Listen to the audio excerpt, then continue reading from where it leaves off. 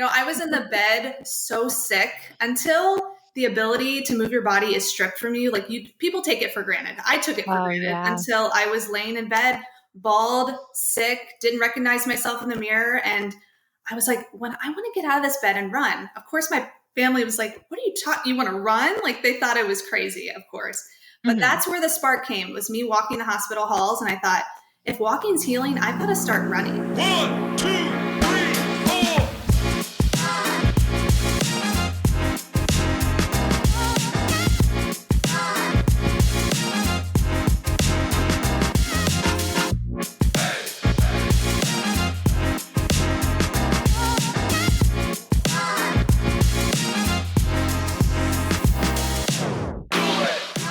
What's up, everybody, and welcome to episode 128 of the On the Runs podcast. It's nice to be finally back home after some long trips and no more wild pigs that attack. Fall is here, the leaves are falling, and after nearly 120 plus episodes, Erica's spare bedroom was finally occupied by a member of the pod fam. It finally happened. She's had quite the weekend. It's Breast Cancer Awareness Month, and we got a lot to talk about. But first, let me say hello to my amazing co-host, 6-star Erica. What's up? What's up, dude? Oh, that was quite the intro. That's a lot to unpack. Literally, you were probably still unpacking from your 8-day trip. You came home early. The only thing I unpacked were these headphones, and that's another frustration. Like, I can't hear problems. I can't hear myself. I want to hear myself when we're podcasting. I hear you perfectly. I hear everyone else perfectly. But for the past, that's the important part. If you hear me, I mean, what can you do? Well, the week before I left, I couldn't hear myself, and last week we recorded 4 separate times when I was in Tucson. 3 nights, I guess. Yeah. But we did the Tros and we did 3 guest appearances. And I can't hear myself. And it's so weird. I need to hear myself. And you're like, I don't even know if I hear myself. You're like, you're so used to it. But right. It's weird. It's tough. Frustrated. I believe you. I would be frustrated too, especially like you're the brains of the operation. You need to be able to get all of the different elements and they have to work the way you want them to. So yeah, I know. It's frustrating. Yeah. Yeah. But welcome home. We're glad to have you back. It's been a while. I know. I'll survive. I know it sounds good post-production unless I fall asleep while editing, which happened last week. I listened on the way to go pick up my spare bedroom guest. Yeah. So and I was like, oh, I see what you mean. The story behind that is, I guess, I thought, I'll get a head start on editing it like Tuesday night after I uploaded everything else. And I know I dozed off because we're probably that boring. And I feel like we talked about the same stuff like multiple times that night, and we were talking about it again, and we were just kind of like not into it. So it's not you guys, it's us. It's definitely us. But yeah, so when I went back and resumed my editing, I resumed where I hit save, and I didn't like go back and listen to the first 6-7 minutes of that recording. And yeah, I heard it too. I don't always go back and listen, but I did on my I took a red-eye flight home. And like, oh God, what happened? What happened during recording? We're like, what do we talk about next? Which that typically doesn't happen because typically I have two screens, sometimes 3. So I just kind of you can keep us on track. Right. But when I had one screen when I was at the hotel, I kept like minimizing a screen, going to the other one, looking at notes. I actually hand wrote a ton of notes and I'm like looking back and forth. It was just it was an odd. He was just ignoring me and, the usual. But yeah, I think I determined we're too boring to keep my entertainment. I fell asleep while listening to us. So we're boring. I love it. No, I'm back. I took the red eye. I came back a full, we'll call it 24, like a 20 hours earlier than originally planned. That's good. Yeah, well, it made it much easier that I was back Friday night or Friday day. Yeah. Versus Friday night. It made everything much easier at home. So good with schedule. So I had to, yeah. They told us though, our next global sales meeting, which happens every other year, will be in Europe. Cool. will. Oh, you're going to be like, yep, sorry, I'm staying the whole time. Bummer. Well, it might even, a lot of our international guys, got a place in Phoenix at an Airbnb for an extended weekend, and they invited me, and they invited me a little too late. I'm like, you need to tell me early. They invited me like when we showed up. Hey, by the way, Eric, we got an Airbnb. You should come. I'm like, and I go, extend the trip. You're like, no one's going to care. Your wife won't mind. I'm like, bullshit. Yeah. You were already pushing it with like an 8-9 day trip. So I'm like, I need a 90-day advance notice or something like that, guys. 90 days. Yeah. So definitely. Yeah. But that would be cool if you got to do that next time, especially in Europe. Like, do you have any idea where in Europe? Because we all started guessing. Yeah, we all started guessing. And I think it's going to be somewhere in like the France, Italy, Spain, Portugal region. Okay. All right. I suggested Austria or Switzerland. I love Austria. Oh, it's gorgeous over there. You talk like someone who's been there many times. I have actually. I've been there twice. Austria. Twice. I have though. It's gorgeous over there. Totally recommend. I don't Salzburg, all the good stuff. Yeah, I don't think those will happen. They're out of my company's price range, but probably sounds like it's not out of your price range. You know what? Whatever. Yes, I make a good living, so I can afford a trip every once in a while. So for 127 episodes, I have offered your spare bedroom to almost every one of our guests. Hey, you're coming up to New Hampshire. Erica has a spare bedroom. And you're like, stop doing that, man. Stop doing it. But this past weekend, your spare bedroom was occupied by a member of the pod fam who, if we go back and listen, I actually don't think I offered it. I think you offered it. Yes. Yep. Yes. Tell us what happened this weekend. Well, if you guys had listened to it was kind of a Notch View recap / episode with our awesome guest who is running the 50 states this year alone. I had Wyatt stay over because he doesn't know anybody else in New Hampshire, but now he's got some good friends. So I couldn't let him, I had to hook him up. I had to help him out because the race he was running, he ran the New Hampshire Marathon this morning. So this is Saturday. We're recording on Saturday. And we have a busy Monday, guys. I didn't want to add any more to my plate and fall asleep while editing. We have a lot of recording on Monday, so we're doing this early. But he flew into Boston and he got himself to Concord, and I'm like, I'll take it from there. So I went and picked him up, and you're missing so many details. Go into the details. Like earlier in the week, we were trying to figure out how we can connect. He DM'd me. He was like, he was planning on getting a car. He was going to stay with a different friend, and then he lands. You would think he would have scheduled these things early. He would have planned it. He's a fly by the seat of his pants kind of guy.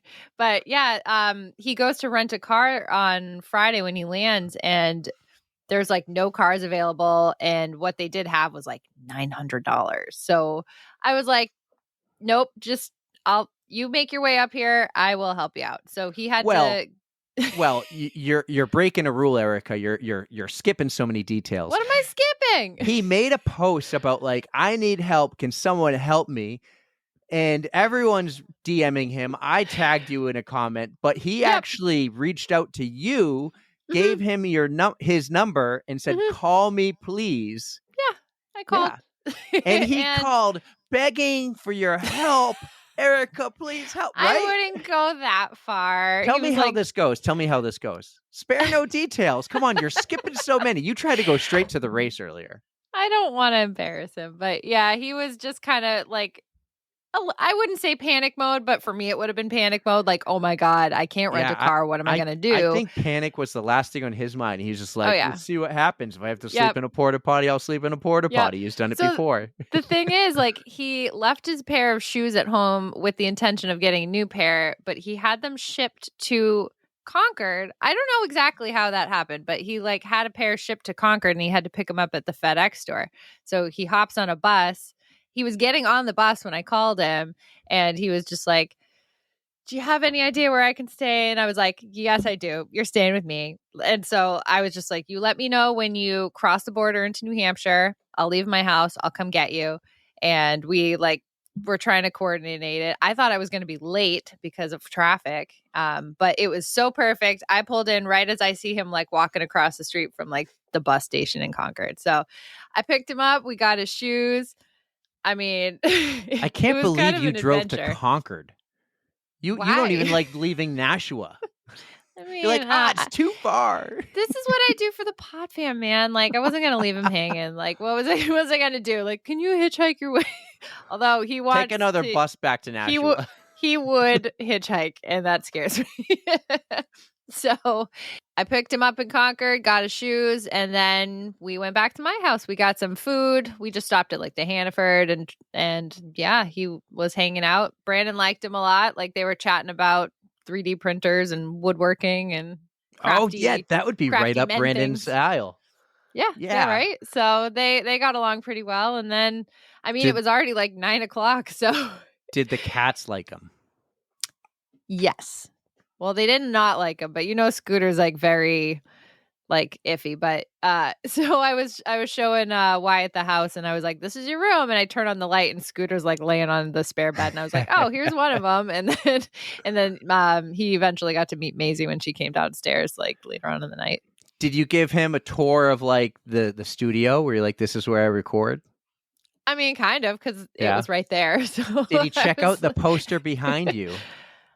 I don't know. I don't know if he like looked around at all this stuff, but he was more than welcome to. It was right there. So what about the pain cave? I did actually show him the pain cave because Brandon brought him downstairs for something. He was showing him something, and then like we were showing him like the collection of tin tackers, like the beer brewery beer tin tacker things. We have those hanging on our basement wall, and like I don't know, we collect beer things like coasters and stickers, and so Brandon's eventually going to do something cool with those. And then I was like, well, hey, since you're right here, this is my gym. And so he got to see all my medals and my extensive gooder collection. Oh yeah. Yeah. So Friday, real low-key night, we turned in pretty early, and we woke up and boom, it's marathon day. So we get in my car, we take the 6-star car. That's what I've been calling it lately. And I drive him up to Bristol, New Hampshire. He's going to run the New Hampshire Marathon. That's literally what it's called. And I was going to join him for the whole thing, but time was of the essence. He had a real tight squeeze before we had to get him on a plane to fly to Portland. So he said, I'm going. Which is crazy. Because when he first said he was running in New Hampshire and then the next day Portland, I was thinking, that makes sense. Portland, Maine. So many people mix that up, like on his stories and his posts. And because I was like, because there actually is a Maine marathon on Sunday. Yeah. Oh my God. He didn't plan to double up in the same like time zone. I think he already did one. I don't remember which one he did. I forgot. Oh, he did like Sugarloaf or something like that. Okay. Yeah. So, he had a real tight schedule, and I'm like, all right, I'm not going to run this marathon because it's going to take me a lot longer than it's going to take you, especially if the course was really hilly. So I decided to just do the 10K, and I'm like, maybe I could share a couple miles with you because it's on the same course, and then I just would turn around and go back to start. So yeah, we had a lot of fun. We got there like about an hour early, which is, I guess, a lot earlier than he's used to. He's used to just rolling up like 5 minutes before. Yeah, we were shooting the shit. I got to know him like a lot better, and he's a really cool kid. So, and I hate calling him a kid because he's 22. Oh, he's a kid. Like, he's just younger than us. He's so a kid. I think I've called him a kid so many times this weekend. So Wyatt, you're cool.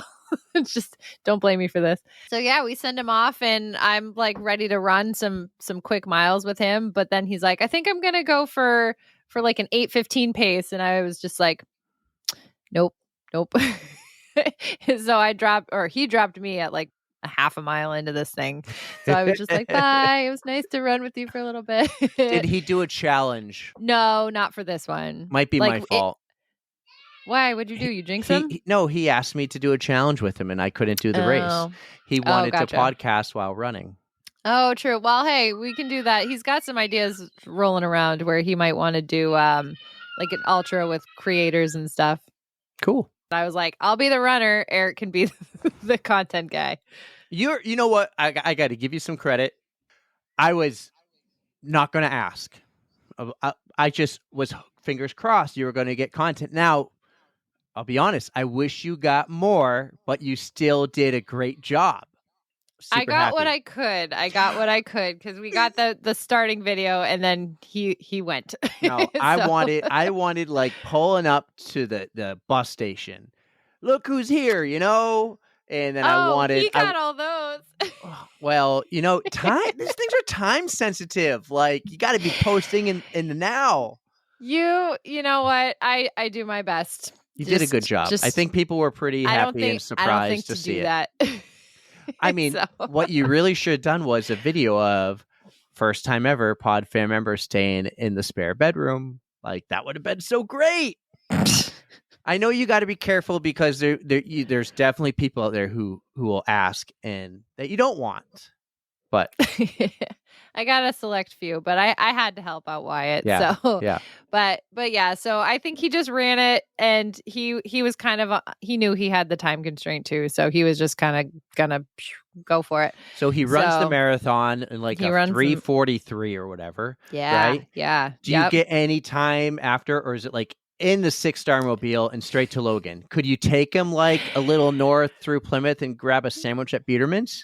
We had very little time. Like he did run faster than he thought he was, or he was aiming for like a 3:20 and he was on pace, but then like just shit happens and the 3:43 happened, but that's still great. So I'm just waiting around for him, and I just pick up my stuff and I was like, all right, what do you want to do? And the one thing he wanted to do was do a cold plunge in Newfound Lake. So cool. we had a couple minutes, and I drove him down to the lake, and in he goes. Did you go? No, I didn't go. Oh, come on. No way. You didn't get content up? Oh, my God. I didn't get content. I just didn't post the content. All right. I got some, and then I got some for him. So I figured, I'm like, let him do his own stuff. Like, I don't want to force our content on him. Yes, you do. Yes, you do. Why? Okay. Yes, you do. Yeah. I really was hoping I could have like hung out with you two last night or something, but I hope we talk to him again more and figure out what he's doing next year and plan around it. Because if he's doing 50 states, we can hit Connecticut, Rhode Island, New Hampshire, Maine, Vermont, Massachusetts. Like we could be there for the entire New England series. Exactly. I just I don't need to know when. I don't think he's going to do a running challenge, but he definitely has told me he wants to do something involving the 50 states, but I'm going to let him announce this stuff. Like it's his deal. So you have, I'm not breaking any news. You have insider information though? A little, but nothing definitive. Like let him get through this challenge first. I know it's hard enough. He's got a lot of like more back-to-back races to go, and it's going to be tough.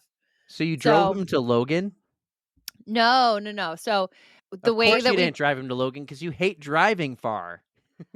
You made him take the train this weekend. No, I drove him and I got him on a Boston Express bus. Yeah, so that's smart, and it worked out. Yeah, but so what was really cool? You're glossing over the awesomeness of the race. So I ran my best 10K today by like 4 minutes.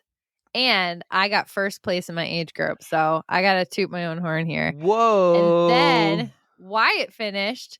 And I just decided before we left, I'm like, he did really well. Like, I feel like I just looked up his stats. He got third in his age group for the marathon. So we both came home with a cool award. With podium finishes. What was the first place winner's award? Oh, it's just a nice medal, and it's engraved in the back that said like first age group, whatever. Okay. So, okay. Yeah. It's a nice all right. medal. No gift certificate for like a new pair of shoes or something? Sadly, you want to give to a co-host of yours? Sadly, no. Well, you could use more shoes. I have plenty. I really could. Yeah. But I'm a size 9.5 for anyone wondering. Anyways, so you had a great time with Wyatt. Am I missing? Are there any more details before we get to our amazing guest, Lindsay, today? The kid can fall asleep anywhere, and we got him some Chipotle, and that was like the one thing he really wanted. So I was like, you need your calories back, man, if you're going to run another one in Oregon tomorrow. So as we're recording right now, he's on an airplane to Oregon. So he went from Georgia, where he lives, to New Hampshire, and then he's going to Portland, Oregon, and then he'll fly back to Georgia. What a weekend. Actually, so we were talking about this too. he went Georgia to Boston to New Hampshire on Friday. And then today, Saturday, he went New Hampshire to Boston to Baltimore to Portland. So that's 4 states for that. And then he's going. I don't count an airport as visiting a state. It's still a state, whatever. But then he's going Portland to Vegas to home. So he's going to have a long layover in Vegas. See, I would count it if you left the airport and did something. But if you don't leave the airport, it doesn't count. He's not going to stay in the airport in Vegas, so yeah, there's a lot to do. I hope he finds some fun. He'll make a friend here and there. He's so good at making friends. I, on the other hand, not so much. But he finished the race and he's talking to all these guys that he ran with. I was like, you're golden. You can go anywhere and make friends. So you're good. He'll be fine. Yeah, to be young again, to be a kid. Yeah, but he's doing the damn thing. I'm proud of him. I hope he's got those logistics figured out. Get those logistics figured out. I love it, but man, I don't think I could do it that way. Yeah. It's very spontaneous, and just my anxiety levels don't let me do that shit. If I was doing it my way, I would always be on the same airline, the same rental cars, racking up those points, trying to get as many free flights and rental cars as I could, hotel points or camping points or whatever. I would tent it everywhere, travel with a backpack and a tent and a spare pack of change of clothes. Tents are real small these days. You could get a small tent and just. What Doozer does. Yeah. Doozer sleeps in many backyards. That's a great idea. Well, hey, he only travels with a backpack, so he might need to. I don't know. That's checking a bag, man. Well, what a wild weekend you had. It was a wild weekend. Yeah. You lived one, that's for sure. You lived one. I'm going to have to share with you why it's race recap. So I'm just going to send it to you now. But well, while you're sending that to me, I'm going to pump the tires for our guest today. Lindsay Hawker is amazing. So we found her on Instagram. A few people were like, you have to have her for Breast Cancer Awareness Month. And you've heard of the term couch to 5K before? Mm-hmm. Well, she changed it. In her world, it was hospital bed to 5K. Can you believe it? That's amazing. That exercise helps so much with recovery. So I'm glad that she was able to do that. Her story is really cool. And the big key component we've really identified for us doing a Breast Cancer Awareness Month series every October is to highlight the running community and how it affects the people who have breast cancer and the road to recovery or staying active, or just how that community helps them. And in her case, it's really neat because she found the community during and after. A lot of them have it before, and then that community sticks with them. Lindsay found it more so after, and you're just going to love this. You're going to love her story. She's such an amazing woman, and we're so thrilled to have her as part of our pod fam. You basically said it all, man. Let's get to her interview. You're right. Let's get to it. Guys, I hope you enjoy Lindsay Hawker on the On the Runs podcast.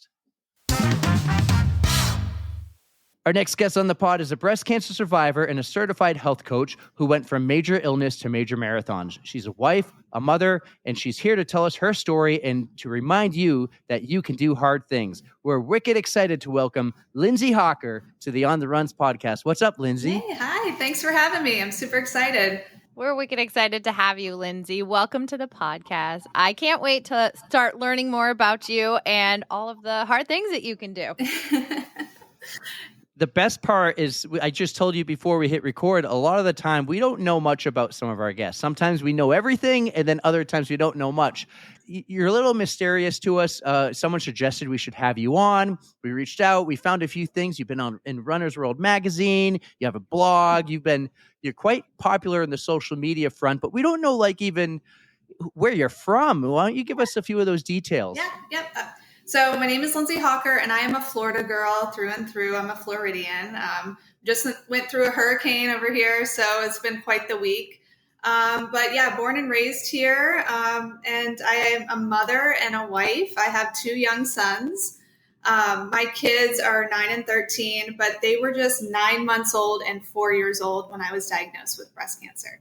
So when I heard those words, "you have cancer," I had a baby. I had a baby and a toddler. So it's very fear-inducing, and it made me rethink who I was and go back to the drawing board and start to do things that I never thought I could or would do. And one of those things is running. Believe it or not, I always wanted to be a runner. Growing up, I ran. Like, I don't know if you guys had to do this, but we had to run the mile in elementary school. And I remember beating the boys. I was the first girl. My mile was like 6:30 or something, like at 10 or 11. And I loved it. I got a ribbon, and I remember thinking, oh, this is great. Just being free and running. So, but growing up, adulthood happens, life happens. And I really never stuck to an exercise regimen in my life. I would see people running on the sidewalk and I'd say, gosh, I wish I could be like them. But I never really took the initiative until I got cancer, which is kind of ironic, but what have you. I'm very happy that you eventually did take the initiative to start running. I think that's awesome. And I also appreciate that you actually enjoyed those kind of like in school doing the mile, because I did not develop a love for running until well out of college and just trying to figure out life, and it took me so long, and I feel like I missed out a little bit in the early years. So at least you kind of planted that seed, and you knew that you wanted to eventually pick it up. Yeah. Let's go back to those early days at school, though, when you're in middle school running the 6:30 mile. Like, what were you doing then? Were you doing sports, or what was your life like as a kid growing up in Florida? Yeah, I never stopped moving. I was actually a gymnast, if you can believe it or not. I'm 5'8" now, but I was always kind of taller with long legs. So I have no idea why my mother thought it would be good to put me in gymnastics. I did not have a future there whatsoever, but I love to tumble and run and be active. We had a trampoline in my backyard. I was constantly moving. And I think, like I said, as I grew up and into adulthood, I moved away from that. And it's unfortunate. And I think it happens to a lot of people, right? I mean, a lot of people just get away from movement and being free and doing what makes them happy. So I'm glad that I found my way back to it. I have not a gymnastics bone in my body now. I cannot do a split. I'm not flexible. I'm your typical runner. I don't even stretch. I know I should, but I'm just like, whatever, hardly any warm up, that type of thing. Don't feel bad. I'm in that same boat. I preach it every episode. Don't forget to stretch, but no. I still haven't adapted that myself. Not really. She doesn't do it ever. I might do a little pre-run, but the post-run, I'm like, I'm done. Let me sit down. Do it later. Later never happens for me. Later never happens. No, it really doesn't. We have a lot of our pod fam actually from Florida. Most of us based in the Orlando area. Where in Florida are you? So I'm in the Sarasota, Bradenton area. So I'm about an hour and a half from Orlando. I love Orlando. I do a lot of the Disney races. I think they're super fun. And so I go to Orlando quite often. But yeah, I'm about an hour and a half away. That's awesome. I'm really glad that you guys are okay after Hurricane Helene, because I was just recently in Virginia and it got slammed where I was. So I'm glad you guys are okay. Yeah, that was a rough one. You've lived through quite a few of those, probably. Florida all the time. I can only imagine. Yeah. But as I get older, my tolerance, I just can't handle the stress. I think because I have a family now and dogs and animals. Understandable. Homeowner. Like when I was young, I'm like, oh, it's a hurricane, it's a party. And now I'm like, oh, this is very fear-inducing. So lots of stuff to worry about, unfortunately. So from what you told me, Lindsay, is you found running really after cancer, besides from kicking the boys' butts in middle school, running the 6:30. And besides from loving running, you never really got into it after. And we like to hear kind of the story in order. And I guess the correct order for you would be, it kind of started at 34.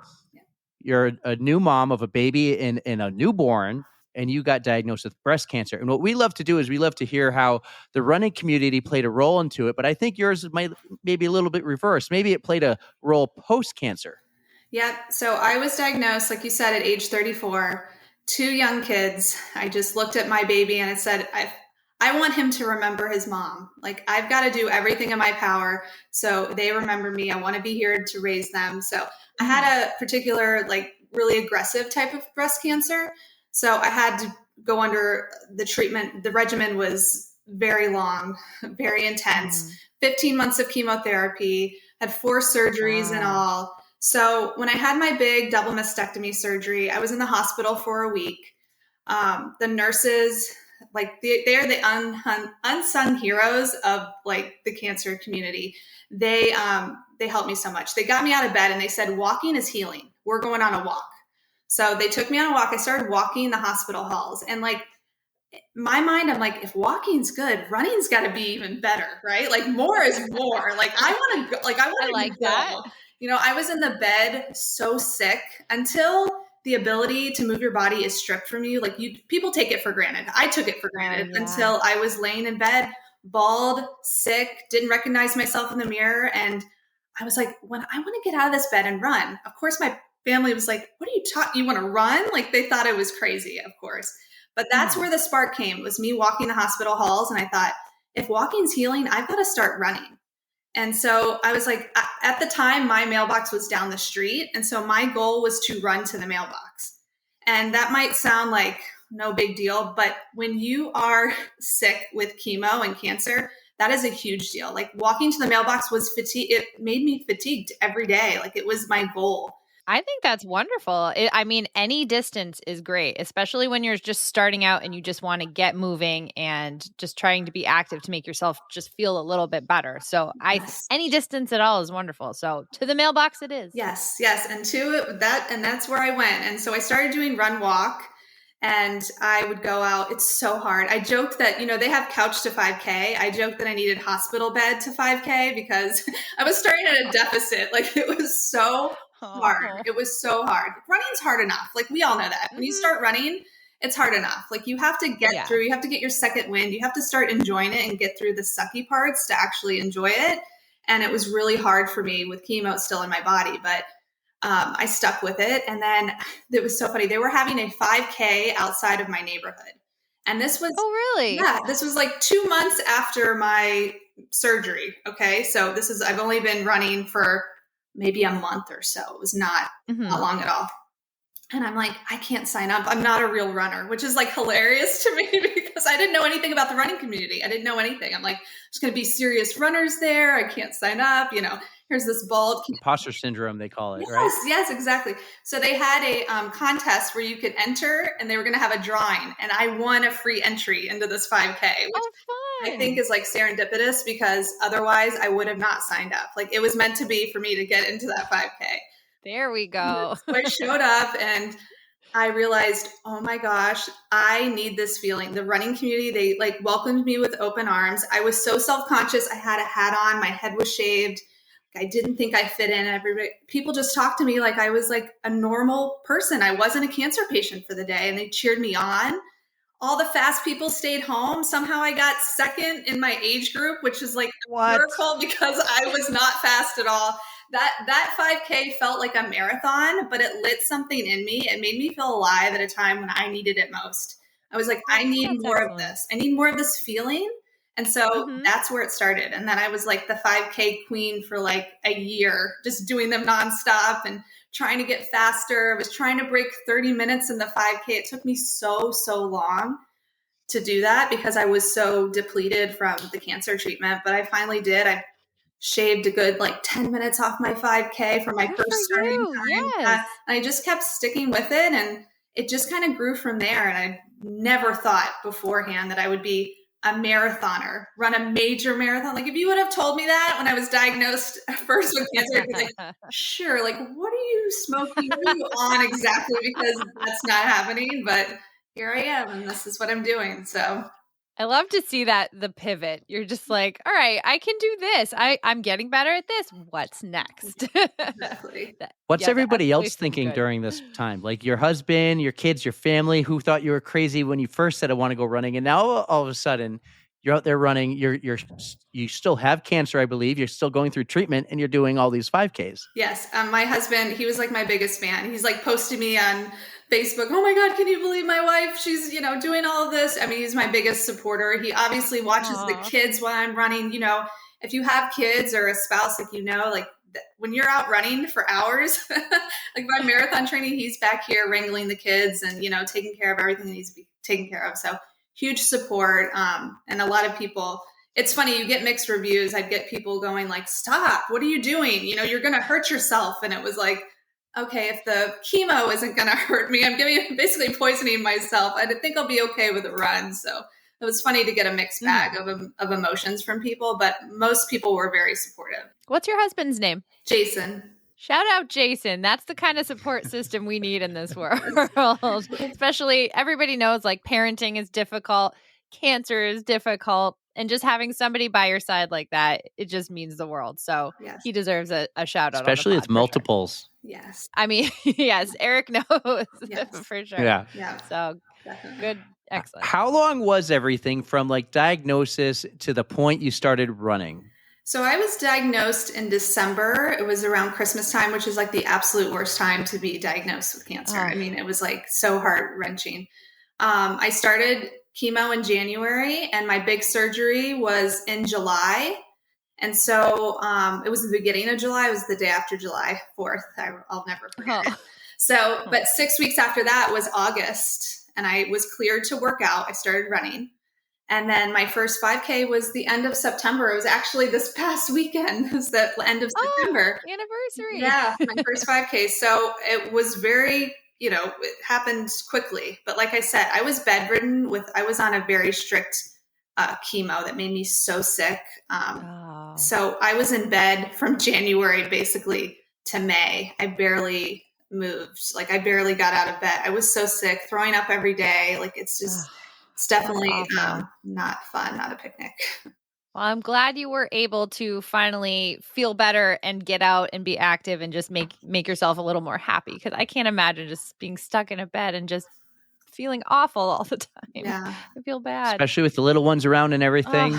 That's even worse because you're too sick and you just can't spend the time with them that you'd like to, and they want to play and you... I can only imagine that was what it was like, but that's exactly that's tough. It was really tough. It was depressing. I'm also impressed that you picked the middle of the summer in Florida.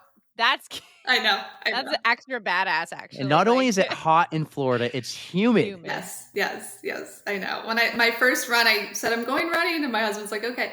And I didn't come back for a while. And he was like, I was getting worried about you. And I came back and my face was like, think of like the ripest tomato you could think of. Like it was just, I was so flushed. Like you're right. It was the craziest time, but I wasn't letting anything stop me at that point. I just had to get outside. Good for you. Yeah. Being in bed and just being so sick, just even going outside and being like, wow, look at the trees, look at the sun setting. Like everyone takes so much stuff for granted. We don't even realize it until it, like I said, is stripped from us. That's true. That is really true. So now you're doing all these 5Ks, and I mentioned the running community earlier, and how everyone just treated you at your first 5K kind of like a normal person. Maybe they noticed you had cancer. I don't know. Maybe sometimes it's hard to like approach someone who's going through that. But are you noticing the same people? You're doing more and more of these races. Are like you making connections and stuff with everyone, finding the run clubs or just finding the next fun thing to do? Yep. I joined a run club. I met my best running friend who I still run with now. This is like 8 years later. Her name is Crystal. Shout out to Crystal. Crystal. Yeah, we would meet every like 5 a.m., 6 a.m. We still do and run together and just talk about life and connect. And I would see the same people at the races. I hired a run coach to help me like get a plan going because I was thirsty for knowledge. Like I wanted to, get faster and run, but be smart about it because I was going through cancer treatment still. And I didn't want to like overdo it. I didn't want to get injured. I didn't want to, anything to happen. So I engulfed myself in the running community here.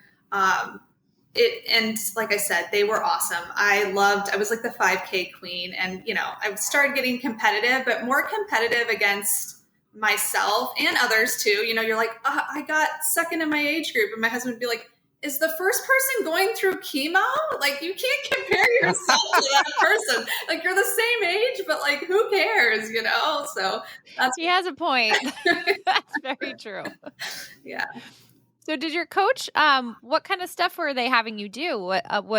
So they knew that you had cancer and that you kind of had to make sure not to push too hard, but were they doing anything special? Like, were you doing the cross training and the weight training and trying to stretch? Just want to get a little bit of what kind of plan they had you on. Yeah. They actually had coached other people that have gone through breast cancer. So they had some knowledge. Okay. So I would never run the day that I got chemotherapy. It's just your body's working overtime to clear it. The day after, sure, that helps get your body moving, your lymphatic system, but I would never run the day of. But I just ran. Like the first couple years, I was running like 6 days a week. I had to make myself take a rest day. Now I don't run that many days a week, but yeah, I was strictly running. And then I got into other things. Then I got into the cross training and I got into the weight training and I wanted to be smarter about it. But yeah, at first it was like all running all the time. Sometimes you need somebody to just step in and say, hey, you can, it's okay to not run every day. I know. No one trick pony over here. I know. I gotta diversify. Yeah. So you had mentioned that you were doing 5Ks like crazy, like all the time 5Ks.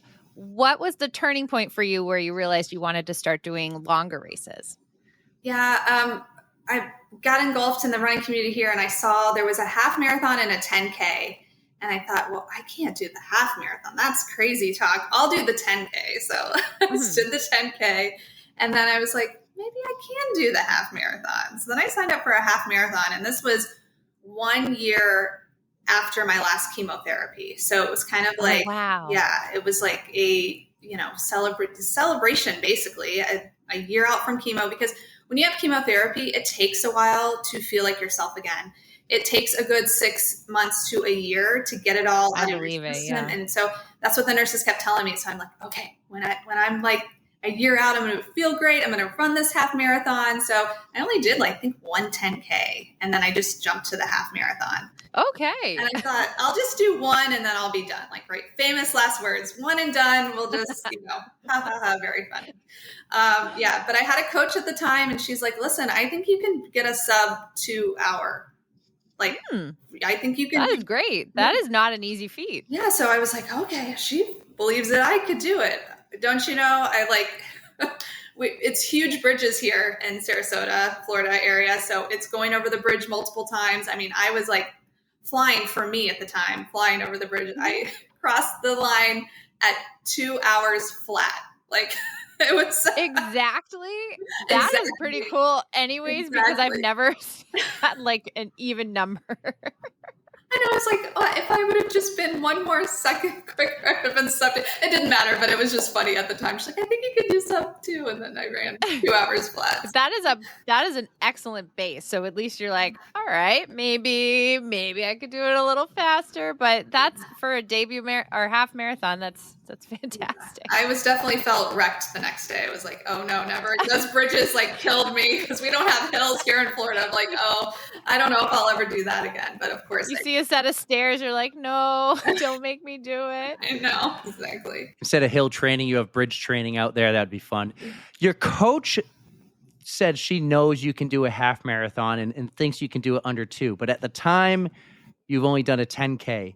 What was like the most you've ever run at that point? Was 10K your max? No, I went up in training. I went up to 13 miles because I wanted to prove to myself that I could do it. And I didn't know. I was like, I've got to do this. I've got to prepare. I went up to 13, I think a couple times, actually, not just once. Good. So, but you saved that 0.1 for the next one, right? Exactly. Exactly. So your half marathon happened, 2 hours flat, which that's amazing. What was your next one that you did were you trying to just keep improving your time? And do you tend to travel for any of these races besides marathons? Because we know that you've done some of the good ones. I like to travel around Florida to do the half marathons. That's what I was doing because there's so many great ones down here. Oh, absolutely. Yeah. So I was going to Disney. I was doing Disney half marathons. I'm in Southwest Florida. I was going to North Florida. I was going to Jacksonville area. I was going all around. That's like a trip. It's not easy to just go, I'm going to go here today. And it's like a big state, 6 hour, 8 hour trip. No, especially the ride home after you ran a half marathon, depending how close it was. Good point. When did you start the Disney races? We know a lot of people who do like Disney races every year. How do you get involved in that? Yeah, I did my first Disney race. I think it was 2019. I did the Princess race. I love Disney anyways. Like I grew up going to Disney because I'm a Floridian. As a pass holder. So I'm like, you can run through the castle. Like you can run on Main Street. Sign me up. Like, this is like, I was made for this. So I started doing them and I was like you said, I would do them every year. And I'm going to take a break now just because I've done all of them. Like I've done all the different races. So I need to take like, that's fair. And my husband's like, okay, the kids, like everybody's sick of going to Disney and watching me run, I think at this point. So I gotta switch it up. So I love the Disney races, and I think the half marathon is like my favorite distance because it's challenging, and you feel very accomplished, but it's not the full, marathon. Mm-hmm. Have you done the Dopey Challenge? I actually failed at the Dopey Challenge. Tell us what happened. I'll tell you this. Not many people know this because I don't know. It was just a crazy. I got a Dopey bib 30 days out from Dopey. So I was not prepared at all, and I had to like scramble. So this was actually last year. Christmas Day, I ran a 20 miler, which is like the last thing I want to do on Christmas Day. I wanted to like couch rot with my, food and just like sit down. Movies. Have fun. And I'm out running 20 miles. So I had caught up and I was like, I can do this. Like Disney races are amazing because you could literally walk the entire thing if shit hits the fan, and you could walk it and get your medal, and they don't care. They don't, I think it's like 16 minutes per mile that you have to hit. So, I mean, it's very doable. So I did the 5K, I did the 10K, the Dopey, the half marathon. There was bad weather. They cut it from a half marathon to 9 miles this year. So I did that. It was perfect. And I was like, I got this. This is like, I've got this. All I've got left is the marathon. And I went back to the hotel and I got sick. I got the flu, actually. No. Yes. Woke up in the middle of the night, fever, and I'm like, it's okay, I can walk it. My husband's like, you're crazy, you can't walk it. Like I was like still gonna do it, and then I was sick, throwing up, and I was like, I can't do it. No. Dopey failed year, but that's okay. It was out of my hands. So yeah, definitely out of your control. All right, we're not gonna let that we're going to let it slide for you because that's smart on your part for not pushing your body when you have the flu. And plus, isn't the flu contagious? Like that would be awful too. Yeah. I really think I got it obviously from being in the corral from the other races because they were packing us in, and I kept, people were wearing masks. I wasn't, people were coughing, and I was like, oh gosh, I was thinking, I hope I don't get sick. And then I got sick. So yeah. So it's so unfortunate. I hope you would give it another chance though someday because it is a lot of fun. I mean, you know all the Disney races, so you know what you're in for. Yeah. I'd like to try it again, maybe someday. Ultimate challenge. Yeah. What's your favorite like Disney race? I know you got Princess Weekend, and isn't there like a race around wine and food festival? Aren't there ones at Disneyland? Have you done those? What's your favorite Disney race weekend? Because there's multiple throughout the year. I love the Wine and Dine. That's this one coming up here in November, or the end of October, beginning of November. It's my favorite. It's half marathon, and then afterwards they have the Food and Wine Fest at Epcot. So it's like you can run all the miles and go eat all the food, and they have a party just for the people that are running. So they like shut it down early, and awesome. I love that race. I love to eat all the food afterwards and just like. That sounds ideal. Just what you want after a nice celebratory drink and all the food. Yeah. Just all the food. Yeah, exactly. Well, I'm a big fan of Disney. Never done a race. We have a lot of awesome friends of the pod. We call them our pod fam. So by the way, Lindsay, welcome to the pod fam. They all go to the Disney races. So hopefully maybe they'll run into you or something, other Disney running podcasts too down there, like We'll Run For It with Aaron, Mike, Tom, and Diane.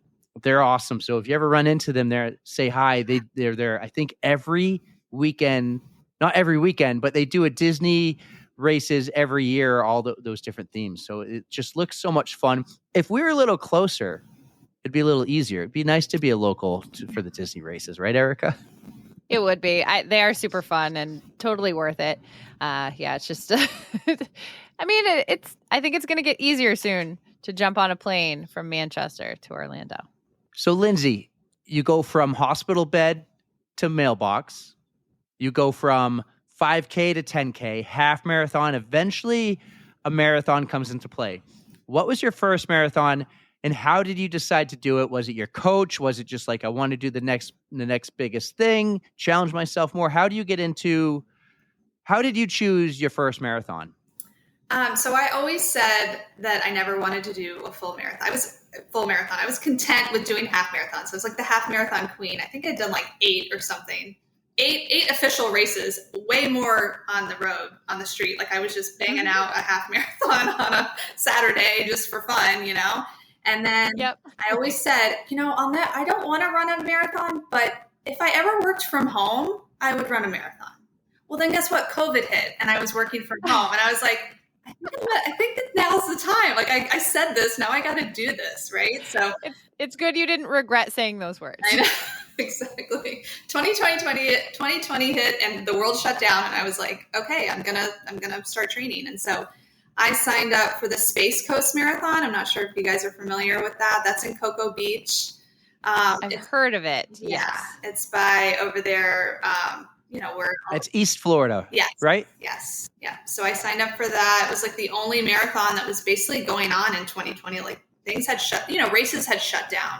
Disney, I had signed up for a Disney race, but they shut it down. They were like, no, we're not having it. So then I pivoted to the Space Coast and I trained in the summer through the fall and it's in November. It's always the Sunday after Thanksgiving. So you're inadvertently like carb loading because it's Thanksgiving and you're like, give me all the food and then you have the race. So I thought I'd be one and done with that too. I was really scared. I didn't know if I could do it, to be honest with you. I have a lot of residual cancer stuff going on. Like I have, my bones are very brittle from the cancer treatment. I basically have bones of like a 70 or 80-year-old. So I didn't know if I'd be able to go that high up in mileage because it hurt my hips, it hurt my body. So I did not know if I would finish. I didn't know. So I went into it. My husband came with me, documented the whole thing. And I had tears, you know, when I crossed the finish line, like I was like, I did it. Like, holy crap, I did it. Like, this is like amazing. So, and I felt good the whole time. People are like, you're going to hit a wall. I mean, yeah, like mile 20, 22, I felt like tired, but I felt great. Like I just was so determined. I wanted to finish and it was amazing. I was like, wow, this is awesome. So then after that, I was like, oh, let me throw my hat in the ring for Chicago. Let me see. And I got in. So that was the following year I did Chicago and that was crazy because I never ever dreamed I would be a marathoner. I never thought I would ever run a major marathon. So that was an amazing experience. And just to back up for a second, actually, my first half marathon that I ran, when I crossed the finish line, I actually saw my oncologist there. And I didn't know he was a runner. And and so, you know, I was like, oh my gosh, you know, I went up to him, of course. He's like, wait, did you just run the half marathon? Like, I'm still treating you for breast cancer. And he's like, and did you come in before me? Like, he was like, wait a minute, you know, and so we were laughing. He's like, what am I giving you in that IV? You know, it's got to be something to make you faster. So I realized that we both had a love for running and we're around the same age. And I now know his wife. She's a runner in the area. She's amazing, amazing woman. But when I ran Chicago, he also was running Chicago. So that's, Runner's World caught wind of it and they did a story on us. And it was really special, really, really special to run the same race as my oncologist. So that's awesome. And it's also nice to have a doctor who supports the active lifestyle that you want to, and he's okay with you pushing these miles and stuff. Cause we've had some people on the pod who may have gone a little bit further than they should. So if he's on board with it, we're all for it too. Yeah. He's on board with it. You know, a lot of the science and a lot of the studies show that people who exercise through cancer and after, their risk of recurrence goes way down. So he supports me, you know, exercising. And it's so funny because I will go to him. I still, like I said, I still have treatment. I still get injections and I still get certain medications. And it's funny, last time I was in there, I'm like, after you gave me that medication, my ankles, well, you know, they swelled up. I was a little scared. Should I be nervous? And he's like, well, did you run that day? And I said, yeah, I ran 10 miles. He's like, okay, most of my patients are not running 10 miles after I give them this medication. So it's kind of funny that, you know, certain things like that happen, but he supports my running. He knows how important it is to me and he gets it because he is a runner. Mm-hmm. Yeah. I feel like, you know, Erica mentioned some of our previous guests or people may have gone too far. I kind of feel like more it's the doctors are like, don't do too much. You know, they're like cautious. Don't be active. Just take it easy. Walk, you know, from the couch to the kitchen. Don't go for a run. I think it's really great to get a doctor who's more similar to you and understands what you want to do and achieve. Because if you have a doctor, let's just say, we'll keep it with running, who's not a runner, and they just like going to the football game on the weekend, drinking beer, having burgers, and then Monday through Friday they work at a doctor's office, they might not encourage that, but because they don't understand the desire you have to be active and how it makes you feel. And you have this doctor who does everything you do. He understands it, and he understands that you can do it and you're going to be fine. Yeah. It's either that or they don't want the liability of saying, it's go probably ahead and liability. run a half marathon or a full marathon or whatever. And then you do and you hurt yourself or something. They just don't want, they do want the best for you, but getting somebody who understands you is even better. Completely agree. I guess I relate because I found a chiropractor and I was looking for a chiropractor who knew what I was doing. And the fact he had, Lindsay, I've done a couple Ironmans. The fact that his photo was him in an Ironman shirt, I was like, okay, he's going to understand the position I am on this bike and why my neck bothers me. And he's not just going to tell me, stop doing an Ironman. Yeah. Man, that arrow position is the worst. Yeah. Yes, it is. It stinks. So he was very helpful there and he understood. And I think that's great. You didn't even find, like I went looking for that doctor. You just got lucky. You happen to have the right guy. Yeah, he is amazing. I've had some not so great doctors in the beginning. So to have him now and definitely huge fan. They get brownie points when they do the same thing as you. Like you said, when you get that chiropractor, it's like you're earning brownie points in my mind. Yeah. So you realized he was a runner at your first marathon, or maybe it was first half marathon. How did you two realize you're both running Chicago? So we're in the kind of the same running circles. Like I said, his wife, I knew of his wife through some running circles, and she let me know, hey, we both got into Chicago. And I'm like, I'm into Chicago too. And some people in the running community, my best running friend, everybody was going to come up there and support us. So yeah, it was great. It was awesome. So yeah. And that's how Runner's World kind of caught wind of our story and asked to do, a full story on us. And that's how that was born. So tell us about the Runner's World process then. Like how'd they get wind of that story? Was it just your doctor knew someone, or how'd that come to be? So when I signed up for Chicago, when I put my name in, it said, would you be willing to share your story? Do you have a unique story? And I thought, yes. I do have a unique story. I didn't know my oncologist was going to run. I'm just a breast cancer survivor and I'm running this. And yeah, I would love to show others what's possible. That's why I've been so vocal on Instagram. It's not for accolades. It's not for attention. It's to show that person that I was 5-8 years ago that was sitting in the bed that they can do this. Like, you can do this. So I love was that. Like, sure, I'll share my story. And they reached out to me. And I think I got to talking. And I was like, actually, my oncologist is running it too. And they were like, we'd love to talk to him. Can we talk to him? And I'm like, well, he's busy saving lives, but I'll ask him. Yeah. And of course he was like, yes, I'll talk to him. He laid a lot of the facts out that I mentioned earlier about recurrence and how important it is to exercise. We all need 150 minutes of active minutes per week to help lower our risk for all types of cancer, basically. That's awesome. Interesting. I didn't know that stat. 150 minutes. I think that's going to be the goal I go for. Everybody. It's funny because in the beginning, I could barely getting 150 minutes. It was like, oh, this is insanity. That's a big number if you don't break it down. If you're not used to exercising, that sounds like a huge number. But now it's Tuesday and I look down, I'm like, I'm already at 180. What about that? Like, I'm all excited. Like, it's like a contest now with myself. So yeah. There you go. So during your training, did you get to do any training miles with your oncologist? And did you wind up running with him at all? Or did you guys just say, hey, good luck. We'll see you at the finish? Yeah, he was like, you're going to be in front of me. Just, I'll see you at the finish. I did some training miles with his wife, I believe. Okay, and my friend that I run with, we all kind of ran together for some training miles. That was the year from hell for Chicago. It was like red conditions. No. Yeah. They had ambulances lined up. I saw some pretty horrific things on the course. My time was nowhere near what I thought I could run. It was one of those races, like, get to the finish line. We have to finish. Like, everybody was it was horrible. It was like record-breaking heat. And I train in the heat. I don't understand what was going on there, but it was a horrible, that was 2021 was the year. So yeah, happy to finish, happy to get that major marathon, checked off. I hope to run some more too one day. So Well, you mentioned you finished. So, okay, spoiler alert, you finished the race. But one thing we like to do here is like hear the stories of these big races. So, and we know it was wicked hot. So that's something we say here in New England all the time is wicked. But give us the rundown of your Chicago Marathon experience. Spare no details. Tell us how the day was. I know the time doesn't matter, but how'd your race go?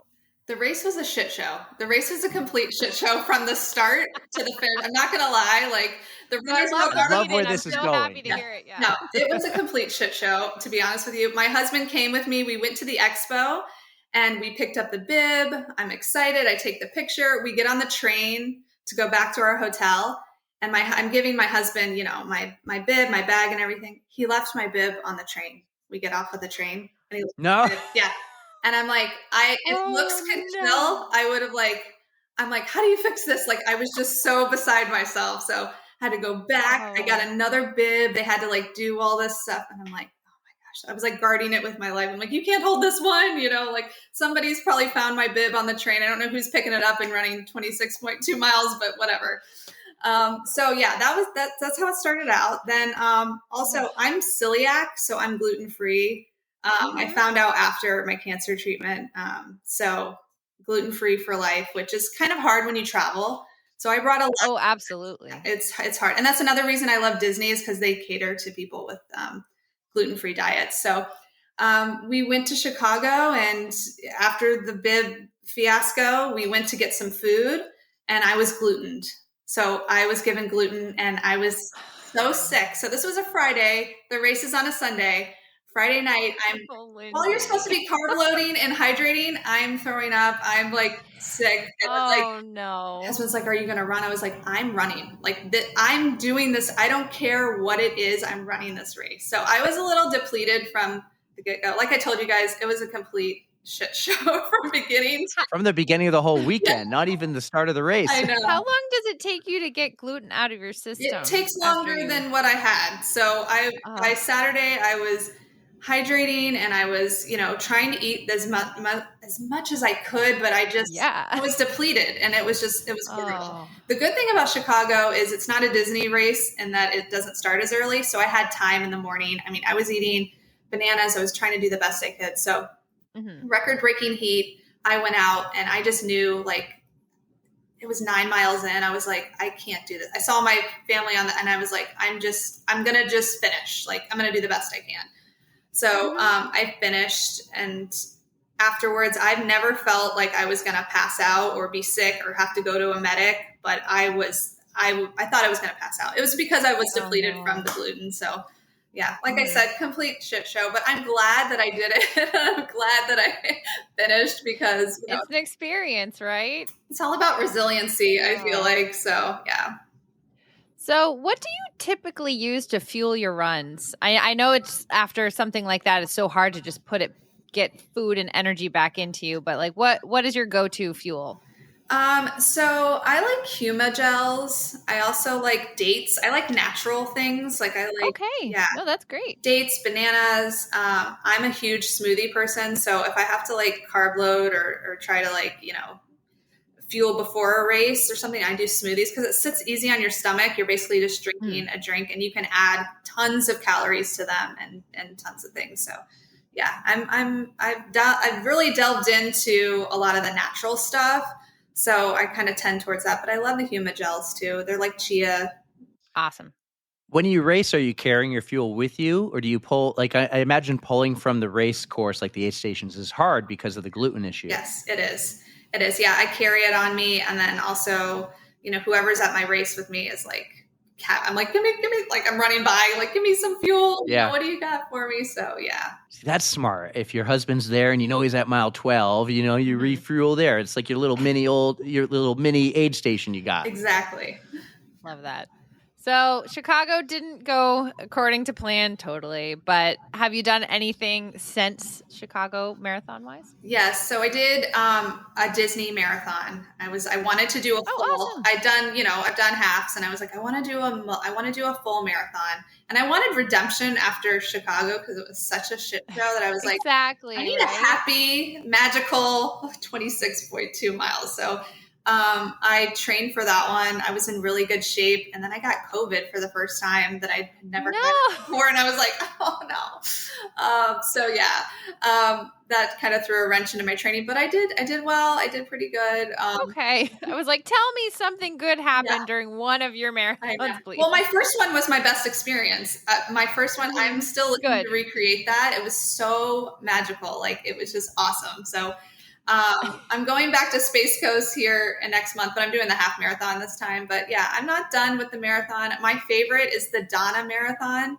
Not sure if you guys are familiar with that. It's the only marathon to end breast cancer.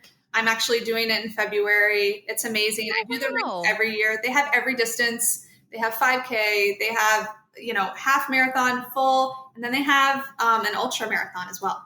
So, cool. And it's all for something for everyone. Yeah, they literally have one for everyone. I fundraise. I'm really into the foundation there. So, I participate every year, but I'm running the marathon this year it's in February with my best running friend. I always told her that she said she would never do a marathon, but if she did, she'd want me to run it with her. And now she's like, I'm ready. And I'm like, okay, we're going to do this.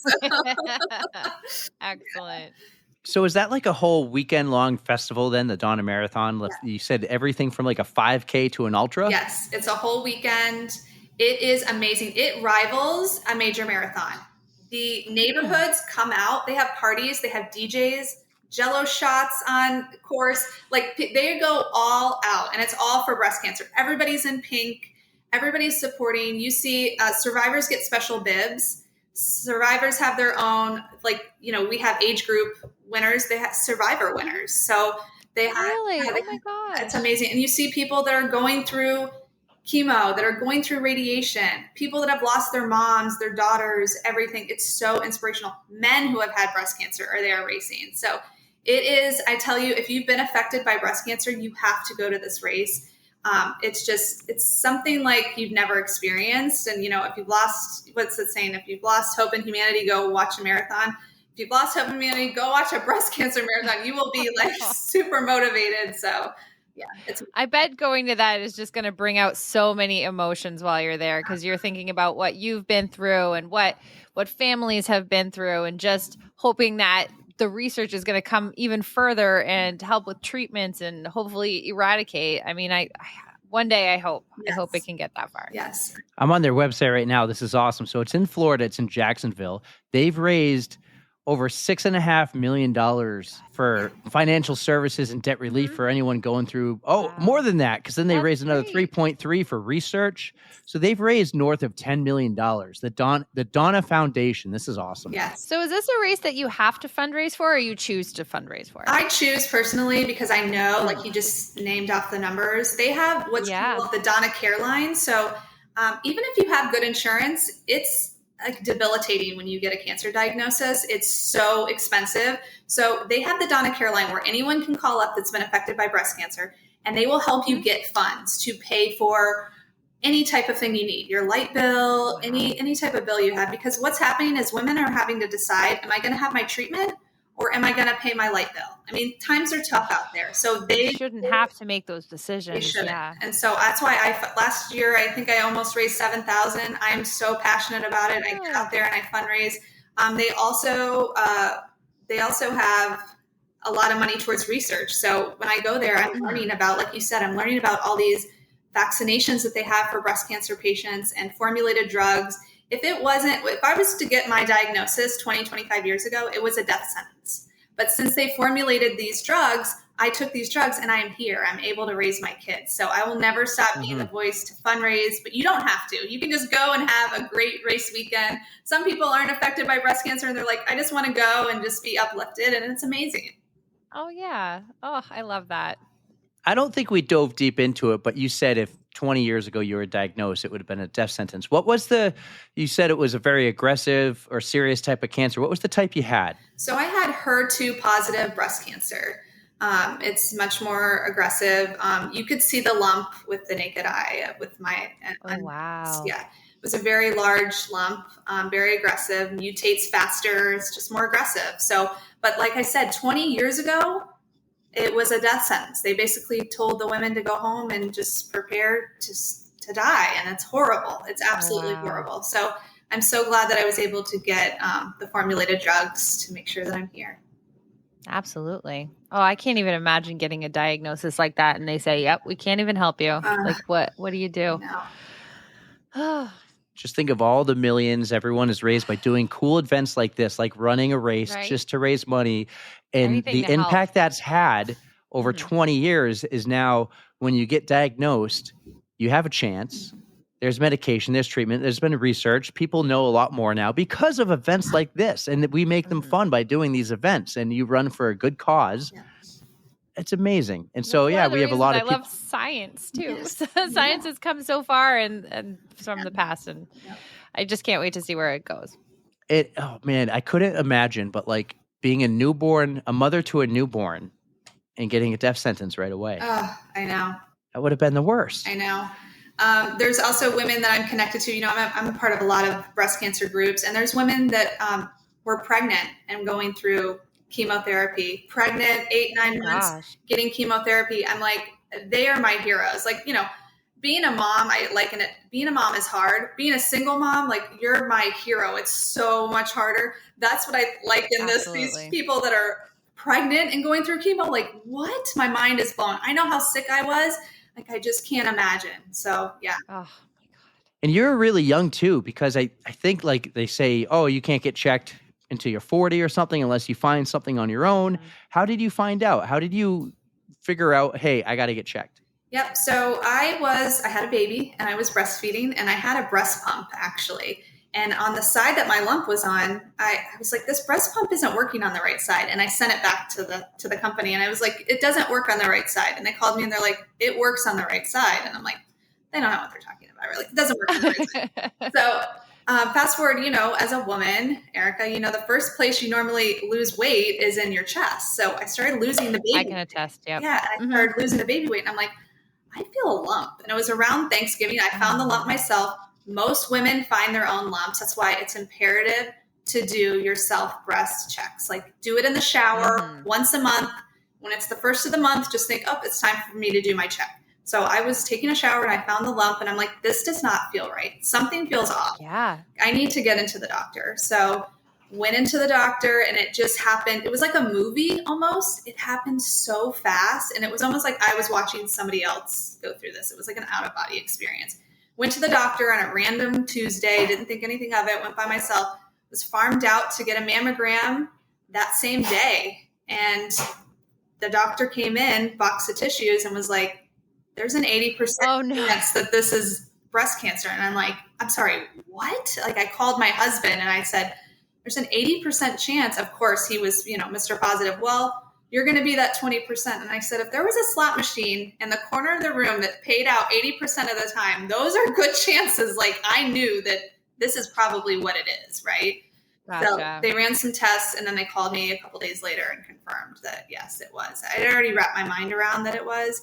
But in the beginning, it's so scary because you don't know what type it is, what your treatment plan is. Has it spread to anywhere else in your body? Like, I thought I knew what anxiety was until that. I thought I knew what stress was until those first few weeks when I didn't have answers. So that's another reason why I try to put my story out there and support other women, is to show them they're not alone, because I felt so alone. I felt so alone going through this. Like, nobody else understands, but that's not true. A lot of women actually go through this and they experience it. So that's why I share my story. Thank you for sharing that. That is super helpful.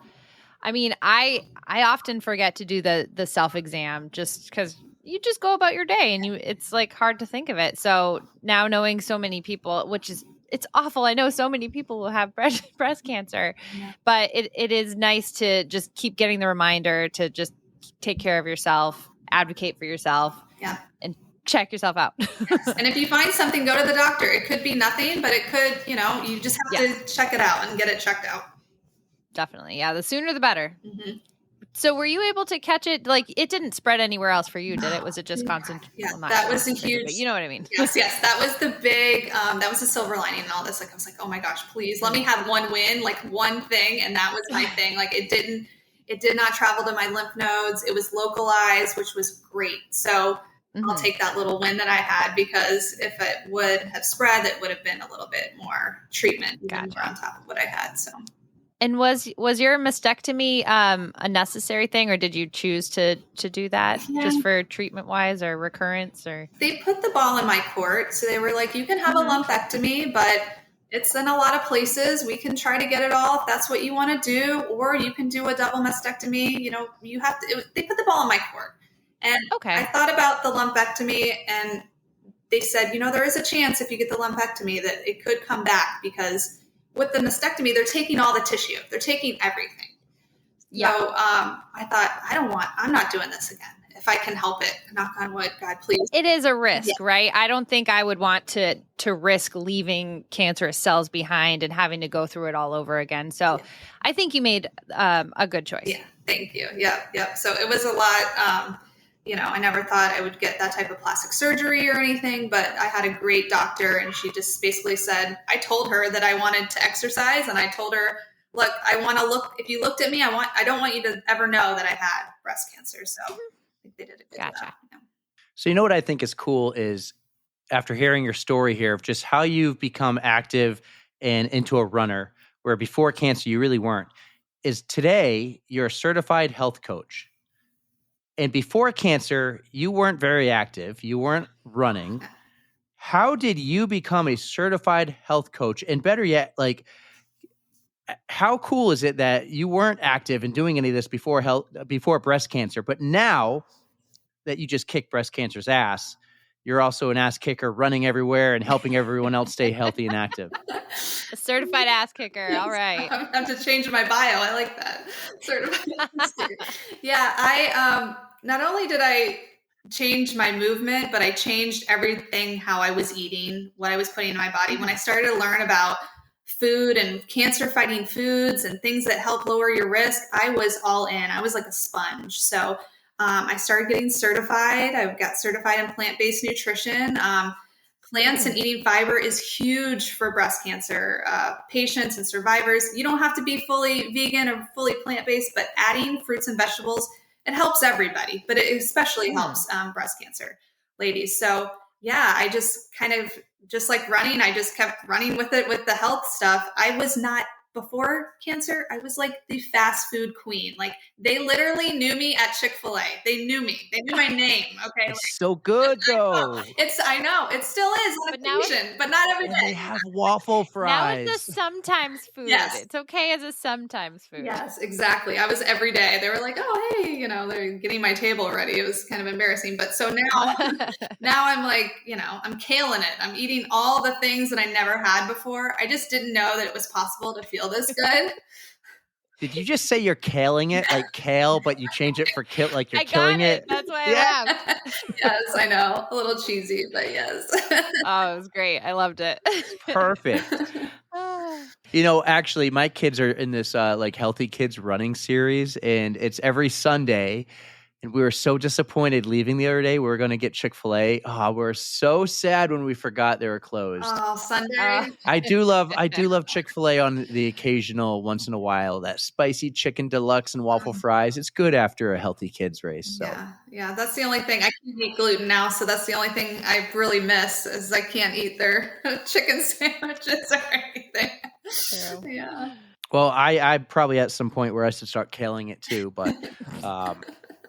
But, I keep saying that, and just like Erica keeps saying, don't forget to stretch. I don't do it enough. Yeah. So same. I'm happy though that you've taken that on and you've gotten, I get it. You kind of get obsessed with it, right? You find something you really want to tackle and you just get obsessed with it, and then you share it. And that's kind of what you're doing by becoming a coach. So how is being a coach? Do you have a lot of people you coach? Is it like a full-time thing, part-time for fun with a few people? Tell us about what life is like for you as a certified ass kicker coach. So I have a corporate daytime job. So I take only a few select women. Most of them are breast cancer survivors and people that are still going through treatment. And so I help coach them. I help get them back on track. You're most qualified to help the person you used to be. So I used to be them, and I totally get it. I know all their pain points. I know what's happening with them, and we create a bond, really.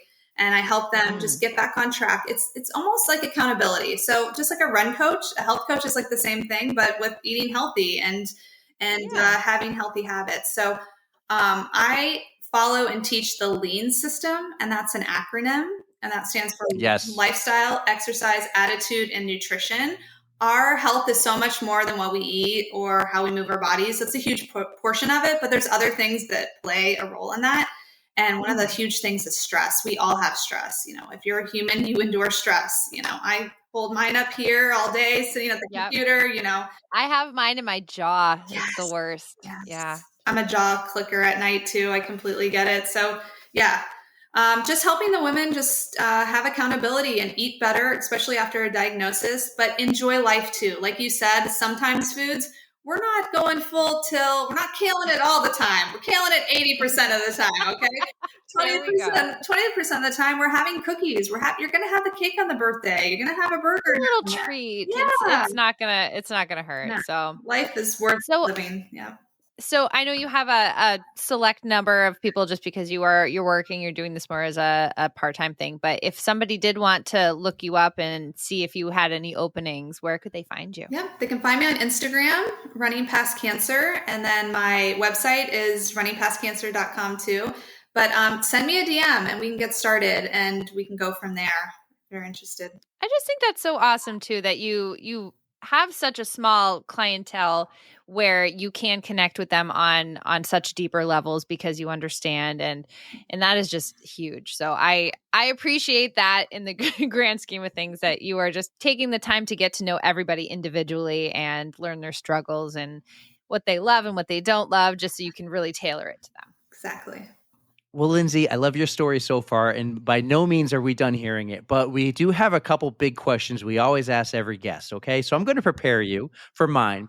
We have something called the Code Brown Commandments, and at Code Brown, I don't know if you noticed when I emailed you or the notes, our logo had a little poop emoji running. We call him Stoolie. So we determined a Code Brown is any oh crap moment, right? So chafing is oh crap, or running into an alligator on the trail is a Code Brown, any moment that might make you shit yourself, right? Mm-hmm. So we're building a list of Code Brown commandments, basically running advice to avoid a Code Brown. Do you have anything you could give us that could be related to breast cancer or running or just fitness, health, food in general? Yes.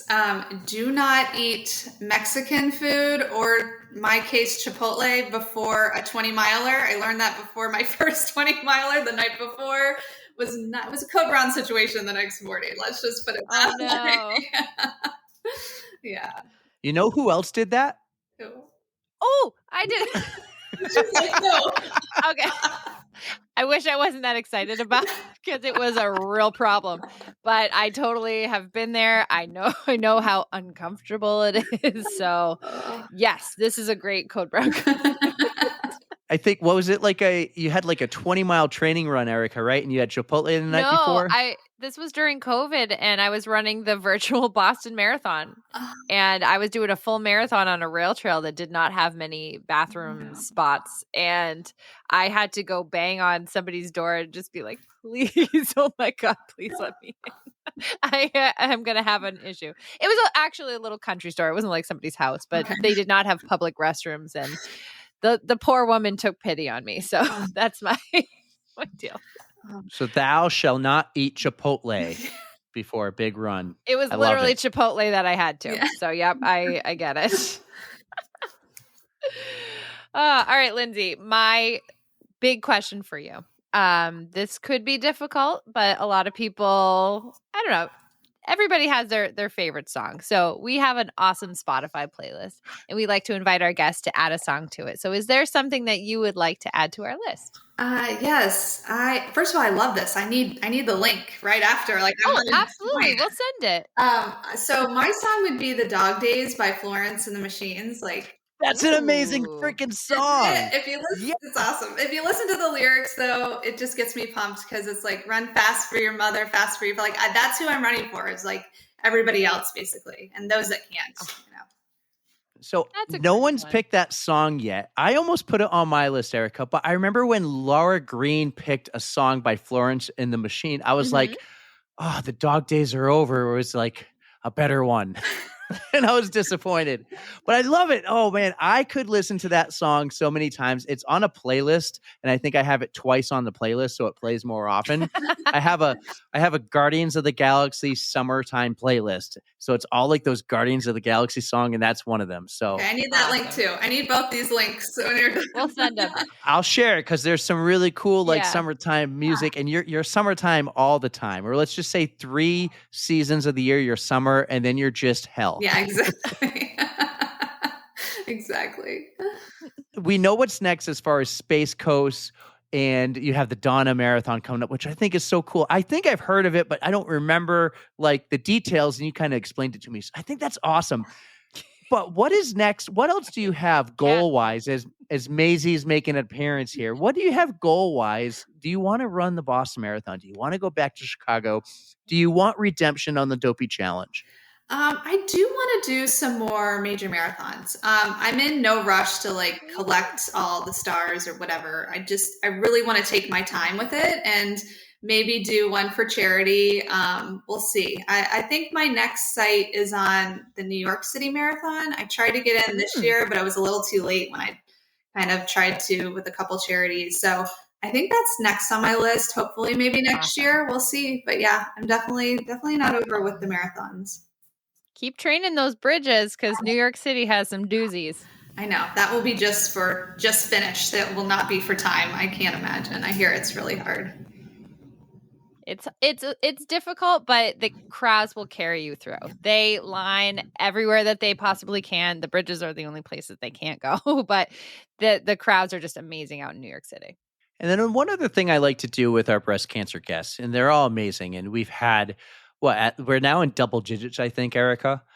Like all these women are amazing, but I like to give them a chance to kind of say something to everyone. And the most common thing is like, just get checked and advocate for yourself. But if you could speak out to anyone out there currently going through this, what would you say? If they're currently going through breast cancer treatment, I would say you are so much stronger than you know or give yourself credit for. We are exponentially stronger than we all know, every single one of us, and we can do hard things. It's very hard for cancer, so you can definitely get through it. That is a perfect note to leave things on. I think that is just a great reminder for anybody who has to go through what you went through. Thanks. Yeah, I think it was well said. You know, and a lot of the things I read about you is how, you said running is hard, but cancer's harder. Yes. No doubt. Going through this treatment proved that you can do hard things. So I think that's the most important message we've learned is that no matter what you have in front of you, you can tackle it and you can do it. And I think running and being part of that running community is like such a big support system, and everyone's got your back and everyone knows you can do it. And they're always positive and optimistic. Like, you got this, whether it's you got a 5K or you got a marathon or you got breast cancer, you got this, you can do it. And it don't matter how hard it is, because we already know how to do hard shit. Exactly. And those people on the marathon course, you're almost there. Seriously, you're almost there. Everybody will wrap up. You can't stay down there forever. It will be done. You're almost there. Yes. So. Yes. Well, that was great. Thanks so much for coming on. Thanks for replying to my email. I found you through your website. A few people said, you got to get Lindsay. She's so cool. You have a really cool presence on social media. We've been following you just for a couple of months when I reached out and said, hey, who should we get this time? We had 5 Tuesdays in October. That's the most we've had ever. So I'm like, I need to get 5 amazing, badass women. And thanks for being a part of this, Lindsay. This was great. Yeah, thanks for having me. I love you guys. And I'll be looking for those Spotify links and connecting to your... Oh, we'll get them to you. Yeah, absolutely. We'll just have to start. You know what, Erica, we have to do? We have to start this is a me thing now. I just got to put the link in the show notes where it just stays in the show notes every episode, because I do get a lot of DMs. Hey, where's that Spotify link? And then I go into Spotify. It was weird. I tried to find it this weekend. We had a real early morning road trip and we needed some pump up music. So we were going to look for this. And I was like, just Google or just search on Spotify for the On the Runs playlist. That's what it's called. She couldn't find it. My friend was just like looking and looking and scrolling and scrolling, and it never popped up for her. She's just finding our other 127 episodes. It was buried in there somewhere. She was looking at all the episodes too, but yeah, we'll make sure it's easier to find in the future. Yeah, we'll put it in the show. That will be my reminder when your episode comes out, and I hear me saying this as I'm editing. I'm going to go into our podcasting platform website, and I am going to put it in the playlist, put it in the show notes, so the playlist is always there, ready to go. It is in our link tree. I do know that. Oh, okay, good. It's in our link tree. So go to the On the Run's link in bio. Link in bio. But Lindsay, this was awesome. Thanks so much for coming on. Thanks so much for doing this. You're super awesome. And our Florida pod fam is growing drastically. It's amazing. We got you, we got Stephanie, we got Neil. We have so many Florida people from the pod fam. We're growing on the East Coast, going to start pushing our way west. Thanks for being a part of this. Yeah, thanks for having me. I love you guys. It's awesome. It's our pleasure, really. We think you're awesome, Lindsay. So just keep running, keep doing what you're doing, keep kailing it out there. We love to see it. Guys, I really hope you enjoyed this. Lindsay Hawker, another breast cancer badass on the On the Runs podcast.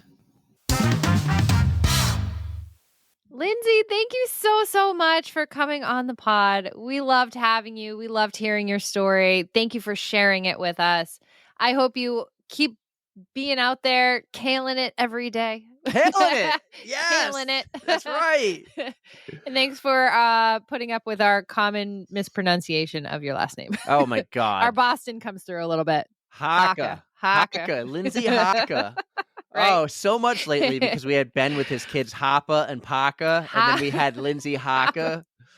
You were saying we couldn't get out of that. It was just stuck. You were telling me right before we ended the intro, you were like, you tried so hard to just say Hawker, and I was like, I know, I really focused hard on just Hawker. He did so good. So thanks for putting up with us. And then we're right back to it, Haka.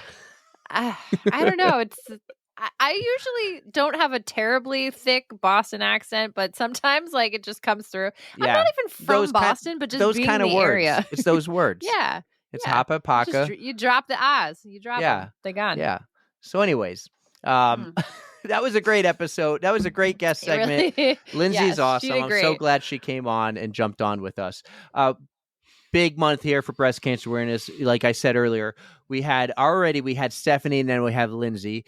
Yeah, it's going to be a great month because we really define the identity of this breast cancer awareness month for us. And we have 3 more awesome guests coming up. So you're going to love them. We'll drop them, on every Tuesday, and then we're going to do the best of. So what a month, spreading the awareness and also just pumping the tires for the community, the running community who just has these ladies' backs and gets them through it. And they're thrivers. As we've learned from Stephanie, absolute thrivers. Speaking of that, I listened to episode 1 of Stephanie and Erin's new podcast. I don't know if you have. I'm putting you on the spot here, but I have not yet.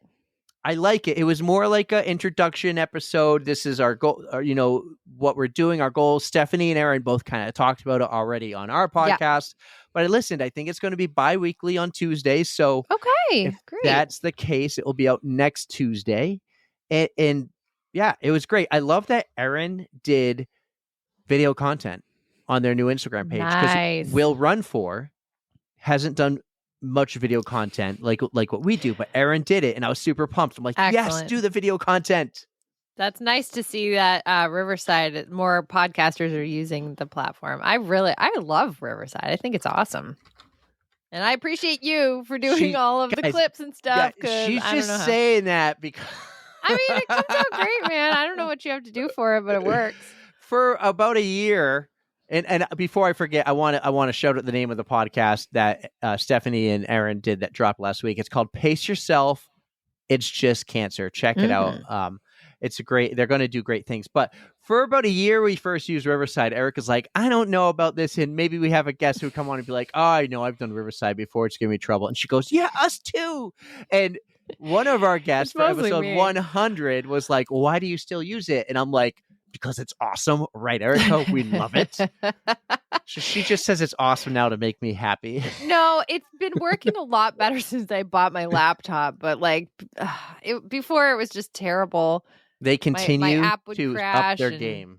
They really do. So it is beneficial. I do like the content that comes out of it. And I just edited the Ali G show on Riverside. Her first episode is complete. It's not dropping yet. She has to do 3 more recordings. I want to get 4 in there, and then we'll start dropping episodes. It's going to come out soon. If I can get like a sneak peek somehow. You actually can. And I'll tell you what, patrons, I will release it on our Patreon page soon. Cool. So that's awesome. Erica, if you want to see it on our Patreon page, just upgrade your membership from the free membership to the paid. I already pay. I pay my Buzzsprout, man. Erica, you want to be a friend of the pod or a lover of the pod and give $4 or $9 a month? Doesn't matter what level you choose. You'll get to see the Ali G show. We'll drop it sometime next week. I'm not dropping it this week, but it'll be worth it. I'm going to pay for like 1 month's worth. Yeah, it would be worth it. Yeah. Can you do like a few drops to make my money go farther?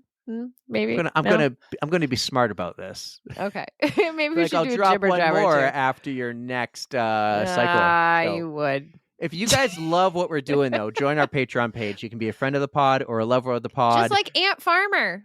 Ant Farmer, whoever you are. We haven't figured it out yet, but you think his name is Anthony. I mean that could very well be their name. I don't know, but it's funny. It's got a nice ring to it. So I got a few notes about my Tucson trip for you. What else you got? You were filling me in on some stuff, but what happened since we last talked? I went on a helicopter ride. Oh, sorry. Fuck yes.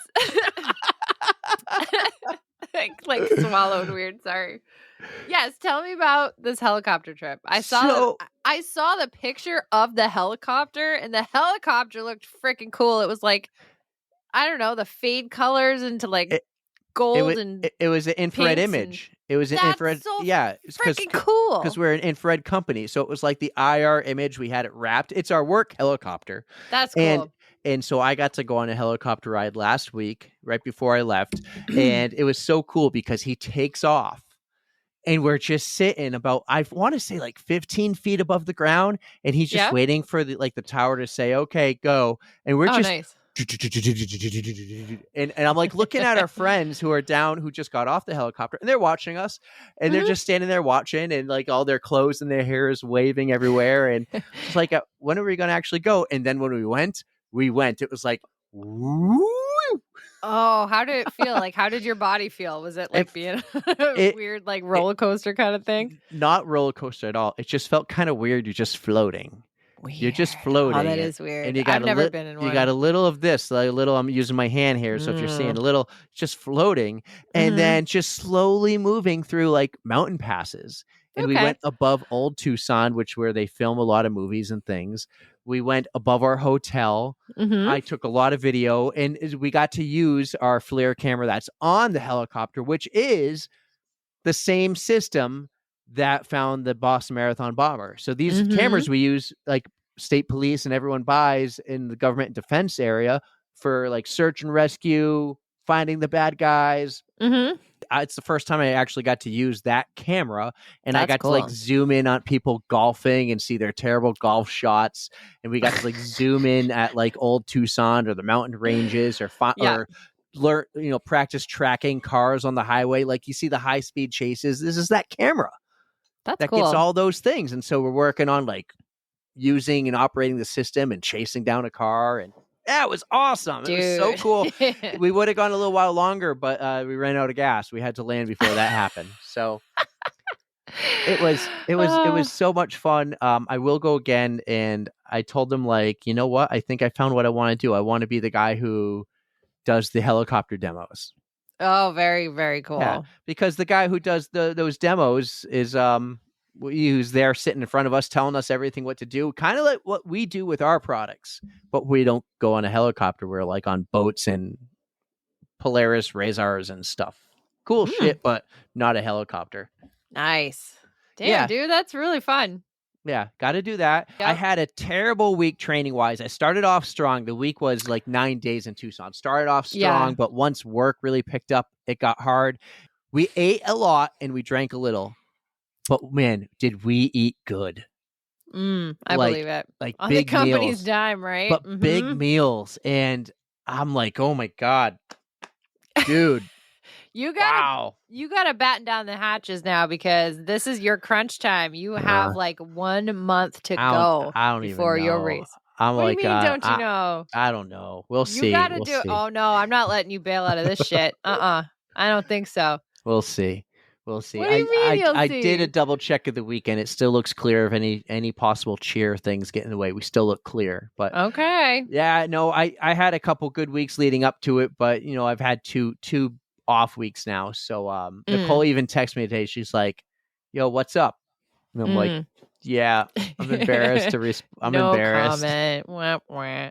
I'm ashamed." Well, at least like it's understandable. Life happens. This is like the pivoting point where you just have to get back into it. So yeah, you can do it. I can do it. Well, I won't get anything in tomorrow. I'm going to try to actually sub in for a long run on Monday, which on Monday we have a lot to record. That's why we're doing the show today. Yes, we do. And especially because I am going to a Pats game tomorrow. I don't know how well they're going to do, but it's fun to go to a game. I'm going to see if Jay's going to be there. I'll look up Jay and Jackie. There you go. But on Monday night, the plan is you've done the work. You've done the planning. Your Yeti crew is coming on. Oh, hell yes. Yep. We have a guest interview right before and then right afterwards, I'm getting the Yetis together. I think there should be a total of 5 of us. Oh, my God. If everybody shows up. Including you. Yeah. And then I make 6. Yeah. Wow. Just be the moderator. I'll send you all of my notes and you can just pick and choose like topics because I tried to do bullet points and then So is that everybody? All the Yetis? Well, that's the Yetis that I was hanging out with. We're gonna have Charlotte, we're gonna have Julia, Brian, Pat, myself. So that's 5 Yetis. That's gonna be a big pod. Oh yeah. It'll be fun. If it goes it's gonna well, be chaos. Total if it goes chaos. well, it's dropping on Thursday. That's what we're hoping for. I was trying to give you enough time to edit it, but I don't even care if you edit it or not. We're just gonna have fun. So it's happening. I'll just have to email the link or send it in the. If I send it in a Facebook message, can they still get it, or do they need to have it emailed? I'll handle it. Okay, I'll gather them and I'll pass them off to you. You gather all their emails. I'll handle the invite. Yeah. No problem. You got it. They all have to have headphones though. We can't do that without headphones. I will give them the spiel. That's a lot of echo cancellations. I will give them the spiel. Yep, you got it. Oh, that should work. So I don't know if you noticed, it's perfect timing. It's October, but I have a microphone cover. What do they call these things? It's pink. I don't know what you call it.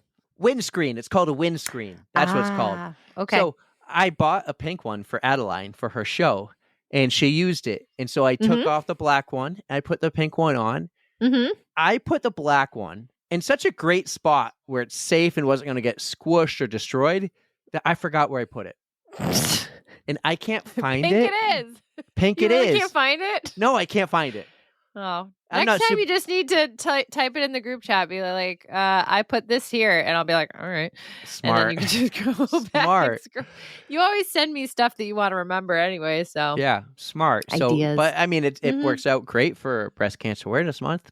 Yeah, maybe I'll do like themes. Maybe I'll get like, represent. I can't find it. I'll buy like an OTR blue one. Ooh, do they have different colors? I wouldn't mind like customizing mine. Amazon. Customizing. You can get a bunch on Amazon. All different colors. Are they universal fit? Like, or do they have special ones for our mics? You want to make sure it fits your microphone. Yeah. Okay, cool. So I never even thought of that. Yeah. Love it. Love it. But anyways, cool. I don't know what else to talk about. What do you got for me? Well, are you paying attention to me or are you just scrolling? Nope, you're on your computer. I'm looking at all my notes and I've done all my notes. I covered everything. There's one cool thing. Last week, so within the whole week of all the podcasting because you were away.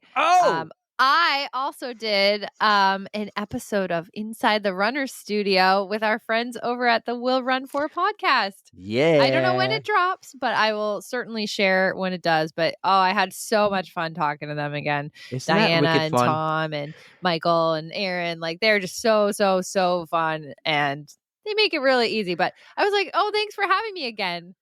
And I was like, wait a minute, you guys were on ours and I thought we were on theirs too. But like, it was like, oh, Just kidding. Thanks for having me for the first time, even though I've talked to you guys a bunch and it feels like the second time. Yeah. Well, yeah.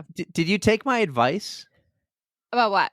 They record a bunch of on the runners or in the runner studios in a night. Like they'll do 3 in a night. And my advice was be the last recording. Yes, I was in fact the last recording, and I actually kind of like freaked out because I'm like, they haven't sent the link. Like, I don't know how to get in there, and I'm like waiting. You were texting me like, when am I going to get it? Did they forget? I was like, patience. I hope they don't think that I'm like bailing on them somehow. But I got the link and I did do it, and it was so much fun. They send the link when they're ready. Exactly, and then I click on it, and for some reason, like I see Aaron and Michael. And then Tom and Diana were in the one next to it. But for some reason, I thought it was like the other guest. And I was like I was trying not to make noise. Yeah. So I was pulling like that. Oh, be quiet. Like, we're all, should I leave? Like, and they're like, she's so weird. I know. But yeah, it was a lot of fun. So I'll have to keep you posted for when that'll drop. So they give you a list of like 30 questions. Oh, yeah. Did you review the questions? Yeah. Oh, so I prepared. Did any of them throw you off? Like, I wasn't expecting that one. Yes. So I went through the whole list and there were some that I just like skipped and I was going to go back to them. But there was one that I was like, there's no way they're just going to ask this one. And it was the zombie apocalypse question. Like, who would you invite? Like, who would you want with you during a zombie apocalypse? I'm like, there's no way they're going to pick this one. Don't tell me the answer. I want to find out when I listen, but it better be me. Which, for the record, they asked me the same question, and I said, "Screw you! You're out of luck." Well, I don't want to ruin anything, but I kind of had to like panic pick people. So, well, I actually remember that because fun. I picked Steve Spain. Yep. Woody Harrelson, and they loved that pick. They're like, "Oh, that's a good pick." Yep. And was it 2 people or 3? If it was 3, I can't remember. It was 3. All right, can I just tell you? I might have picked Jay Parent. No. I want to hear it. No, don't tell us. Fine, and the listeners want to hear it too. They don't want to hear it now. They want to hear when it drops. Yeah. Okay. I know their schedule. So this Monday, so yesterday, if you're listening, was a normal episode for Will Run For. So next Monday is a Inside the Runner studio. But I wouldn't be surprised. I gotta email them with like a picture. I forgot to do that too. So I bet you're not going to be next week because I haven't asked for it yet. And if they'd like to drop them in the order they record them. Nope, that's totally fine. There's going to be a bunch before me then. Yeah, so it's probably going to be 3 weeks. 6 weeks actually. Okay. Yeah. And you guys keep your eyes peeled around Thanksgiving or whatever. But I had a blast. That's cool. I'm so happy they did that. Yeah, me too. We're having so much fun in the podcast world. It's great. It's nice to connect Except when you can't hear yourselves in your own headphones. There's nothing I can do about that, though. Oh, you got to just mess around with it. If you have time tonight, just play. Well, great. What a fun. Welcome back. We're both back. You from your crazy Wetty Yeti, me from Tucson. Fall is here. It's peak season.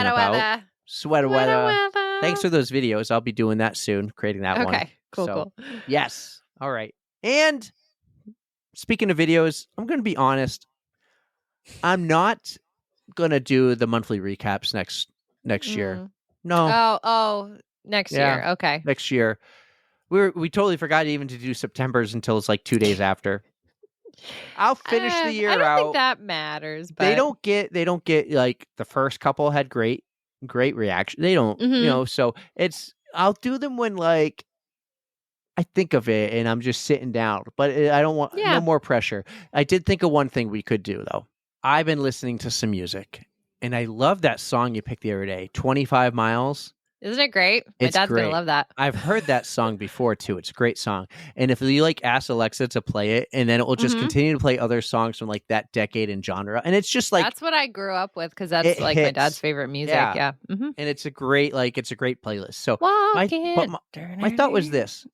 I'm trying to talk you out of doing your playlist next year. Like come up with a new question. You're pretty set. You're like, I'm not changing that. It's going to be my question. But we've been doing this for a while. But I change my question up every year. But here's what I'm thinking. You don't have to.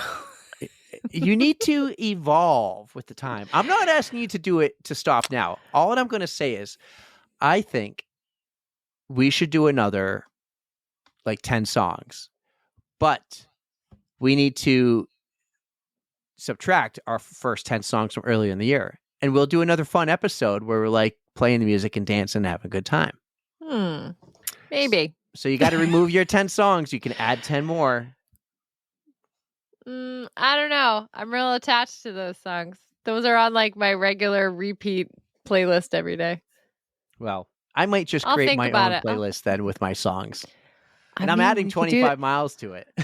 Are you? Well, yeah. Oh, it's already on the one that I have. Well, I meant my own if I made my own. Yeah. Yeah. We'll see. I'm quite attached to the playlist. I know. And the question. Yeah. It's fun. I think that would be a good question for Allie G to ask her guests. And she could add it to our playlist, and then you could change up your question. Oh, whatever. I'm not going to. I'm just going to stop. We've already talked about this. I don't know. We'll discuss. Allie G asked a question like it, but I don't think it's for a playlist. You're going to like it. You're going to like it. And you can watch it next week on our Patreon page if you join. I think I might. If you really, if you're really good with Riverside, you'll be able to find it. But all right, guys, I think that's good for the Tros. Lindsay Hawker, thanks for an amazing episode. We have 3 more amazing guests for Breast Cancer Month. You guys are going to love them. You already love some of them, and you're going to meet a new one that you're just going to absolutely fall in love with. So it's a great month. I can't believe it's October. We got November, and then we got our break in December. Flying by. That's right. Before you know it, it's going to be Christmas, and I am thinking of a Christmas special that maybe we don't even do. Someone else does. Working on it. Monday Night Media is going to be a lot of fun. That's coming all together. Lots of exciting things. No, I didn't get to the website. If anyone wants to actually build this website for me, let me know. Let me know. I'm not taking that project on. I don't think so. And I'm not paying $2,500 because someone was like, "Oh, I can help you start it. I do it $2,500 is the basic." Nope. I got the domains. The website will come when the website comes. There you go. But if someone's an expert in that, talk to me. Talk to me. And if by chance you happen to get into a Ironman coming up and you're looking for a bike, I got a bike for you. It's for sale, though. It's not for free. You don't get to borrow an expensive bike for free, but you could buy it. That's all I got to say, Erica. Take us home, girl. Oh, boy. You guys, thank you so much for listening. You know we love you. The bike's $3,000. Don't fear the code brown. And don't forget to stretch. 3, 2, 1, yeah!